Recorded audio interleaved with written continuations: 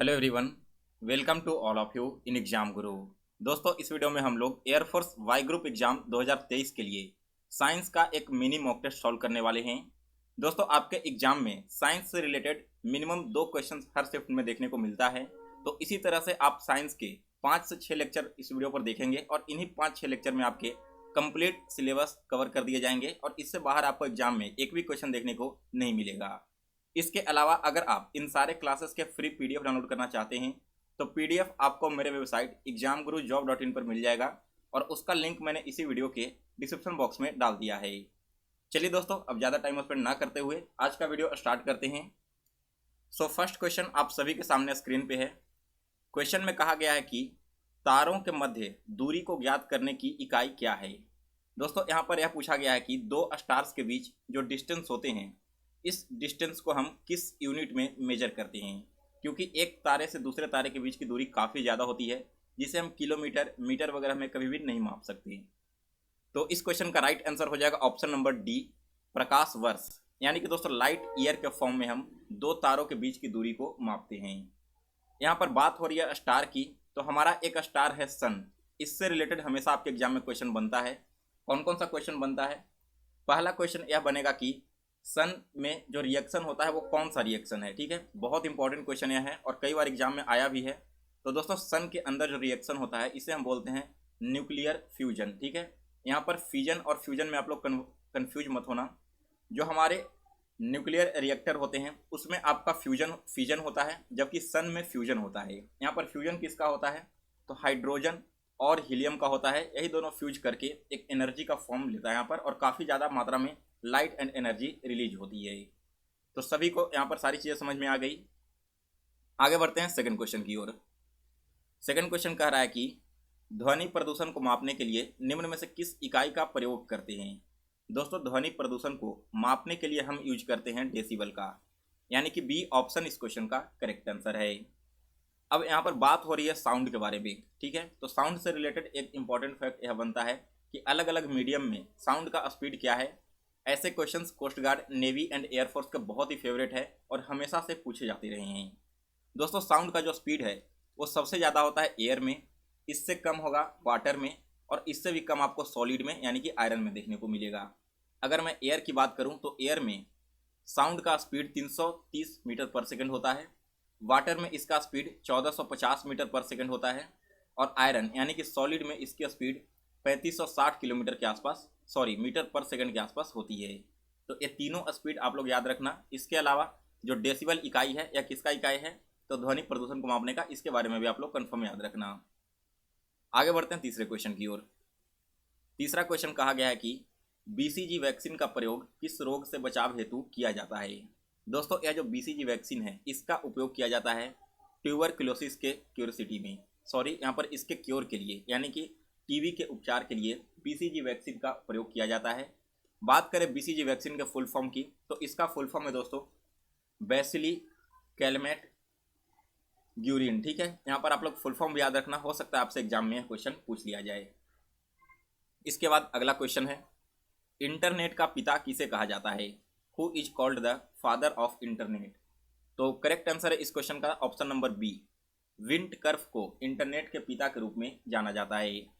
दोस्तों, एक important question जो एयरफोर्स में पूछा गया है और आगे भी पूछा जा सकता है, पहला इंटरनेट कौन सा लॉन्च किया गया था, तो इसका नाम था दोस्तों अर्पानेट, और इसे लॉन्च कब किया गया था? 1969 में इसे लॉन्च किया गया था।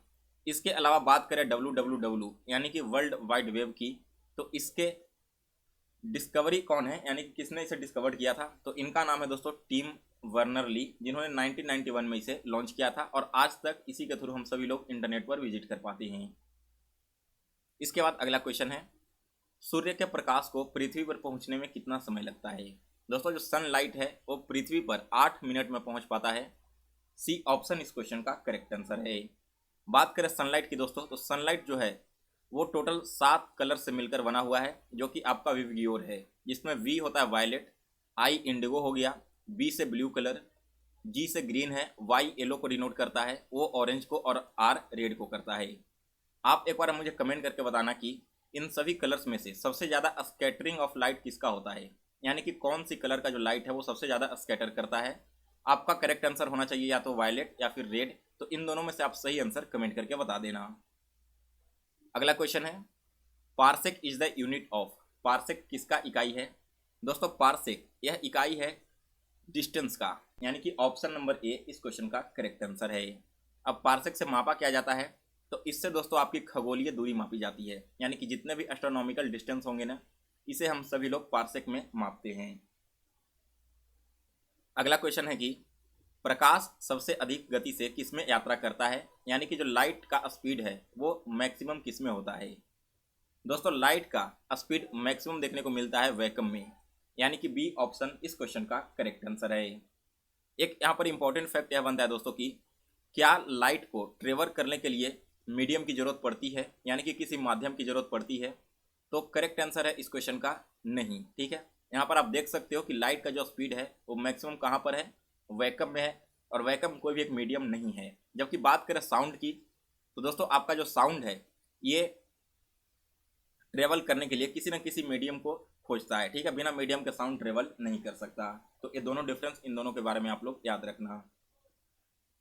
इसके बाद अगला क्वेश्चन है, which blood group is called universal donor. यह क्वेश्चन मैंने आपको पिछले शिफ्ट में भी करवाया था।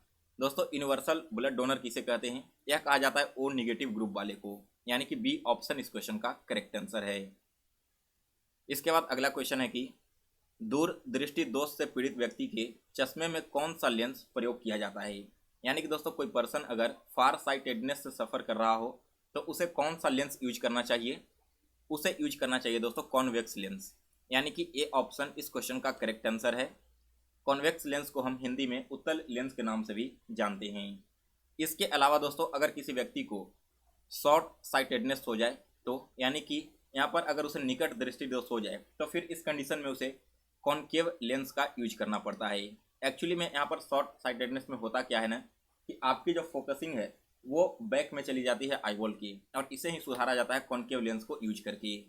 यहाँ पर दोस्तों फार साइटेडनेस को हाइपर मायोपिया भी कहा जाता है, और शॉर्ट साइटेडनेस को मायोपिया के नाम से जाना जाता है। इसके बाद अगला क्वेश्चन है कि what is the pH value of water, यानी कि पानी का पीएच मान क्या होगा? दोस्तों पानी का पीएच मान 7 होता है। दैट मीन्स कि ऑप्शन नंबर बी इस क्वेश्चन का करेक्ट आंसर है।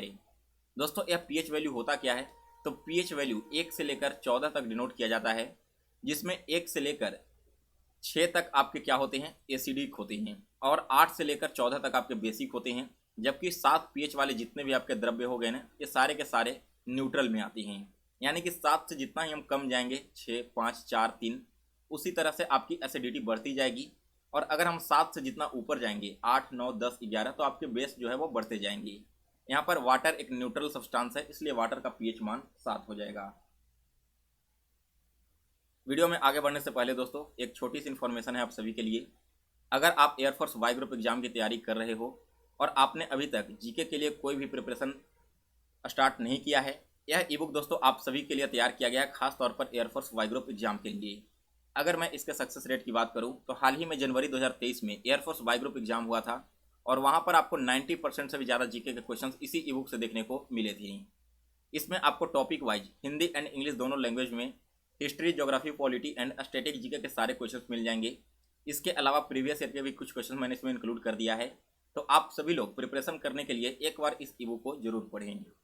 इसे आप इंस्टा मोजो से परचेज कर सकते हो। आपके ईमेल आईडी पर इस ई बुक का पीडीएफ भेज दिया जाएगा, या फिर मेरा व्हाट्सएप नंबर है 9430042848। आप यहां पर आकर मुझे मैसेज करना। 51 रुपीज़ का पेमेंट करके स्क्रीनशॉट भेजोगे तो मैं आप सभी के साथ ई बुक का पीडीएफ व्हाट्सएप पर शेयर कर दूंगा। चलिए दोस्तों अब आगे बढ़ते हैं अगले क्वेश्चन की ओर। तो नेक्स्ट क्वेश्चन है कि चंद्रमा से एक व्यक्ति को आकाश कैसा दिखेगा? देखिए दोस्तों, जब भी आप चंद्रमा के ऊपर जाओगे तो आपको आकाश पूरी तरह से काले रंग का दिखेगा, यानी कि डी ऑप्शन इस क्वेश्चन का करेक्ट आंसर है।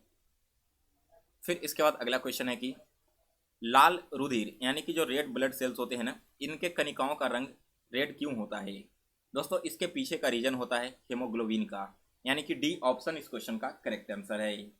यहाँ पर दोस्तों जो हेमोग्लोबिन प्रोटीन है ना, यह किसका बना होता है? तो इसका एक सब यूनिट होता है जिसे नाम से जाना जाता है हेमेस। यही हेमेस वो सब यूनिट है जो रिस्पॉन्सिबल होता है किसी भी ब्लड के रेड कलर के होने का। इसी वजह से आपकी जो ब्लड है ना वो रेड कलर की पाई जाती है। इसके अलावा दोस्तों आयरन और ऑक्सीजन का इंट्रैक्शन होता है, जिसकी वजह से आपकी जो ब्लड है वो रेड कलर की हो जाती है यहाँ पर।